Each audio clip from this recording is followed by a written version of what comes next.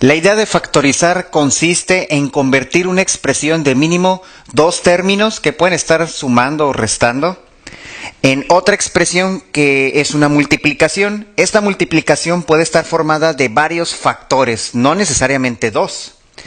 Y tampoco no sabemos cómo son los factores, si de tres términos, de dos o de uno, no sabemos. Puede ser muy variado dependiendo cómo sea la expresión. Ahora, ¿por qué hay varios métodos de factorización? En teoría, cualquier expresión se puede factorizar. Sin embargo, ya analizándolas, hay ciertas características que las expresiones deben de tener para utilizar cierto procedimiento. Es decir, hay personas que ya estudiaron y se dieron cuenta que si la expresión tiene ciertas características, ya le inventaron un procedimiento para ese tipo de expresión. Y de las más conocidas son las que voy a explicar a continuación. Cuando se va a factorizar una expresión, el primer método a tratar es factor común, que de manera general, porque en otro video se explica muy detalladamente, este método funciona cuando en la expresión existe un número que divide a todos, en este caso el 4, de los números que están presentes, y puede haber literales que se repiten. Aquí hay 3 veces la X, aquí hay una, entonces mínimo una X se repite.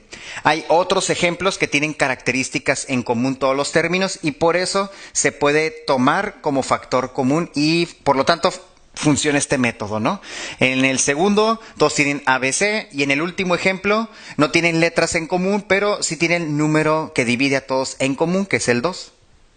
Cuando se tiene a dos términos, y no importa si se tienen a números enteros, fraccionarios, con raíces, no importa, y estos dos términos que se están restando se puede expresar con potencias al cuadrado, esto con apoyo de leyes de los exponentes, entonces, una vez que se llegó a este paso, ya se puede aplicar el método denominado diferencia de cuadrados para factorizar la expresión inicial. Otro método son los trinomios, que para factorizarlos utilizo un método que se denomina la tablita.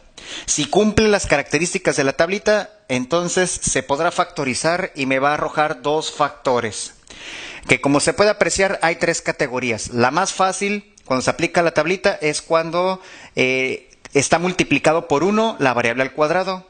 Cuando no está multiplicado por 1 la variable al cuadrado, y tampoco 0, pues se vuelve un poquito más complicada, pero también se puede, si cumple las características de la tablita, va a arrojar dos factores diferentes. Y por último, cuando no arroja dos factores diferentes, que son iguales en este caso, se puede entonces representar como un binomio al cuadrado, que a este tipo de trinomio se denomina que es un trinomio que completó un cuadrado perfecto. Y también se puede factorizar utilizando otro procedimiento o método diferente al de la tablita. En ocasiones es necesario combinar métodos de factorización. Por ejemplo, en la primera expresión se aprecia de manera sencilla aplicar factor común y ahora fácilmente se puede apreciar que uno de sus factores es un trinomio y cumple el procedimiento de la tablita, por lo tanto se puede factorizar. Y con esto ya finalmente una expresión se factorizó a su máxima expresión. Sin embargo, no fue únicamente con un solo método.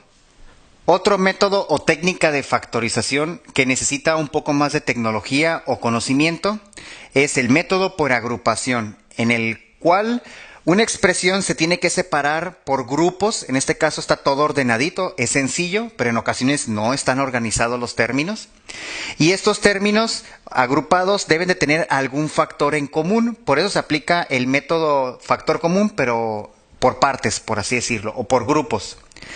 Y estos grupos deben de generar otro factor en común, general de toda la expresión, y por último, pues ya llegar a la factorización final. Entonces, este método de factorización por agrupación consiste en seleccionar grupos aplicándoles factor común. Otro método son cuando se factoriza con potencias, que se puede apreciar que la expresión debe estar compuesta de dos términos y por lo general se trabaja mucho las potencias hasta el cubo. tanto en suma o resta. Y ya en un caso muy particular se utiliza la fórmula de manera general de una potencia a la n, aunque cuando se está sumando nada más funciona cuando n es impar. Por último, un método que no sé si tiene nombre, pero lo voy a denominar como las factorizaciones que se forzan, ya que en un inicio no cumplen ninguna característica para algún método conocido. Sin embargo, si se le agregan ciertos términos, sí se puede factorizar.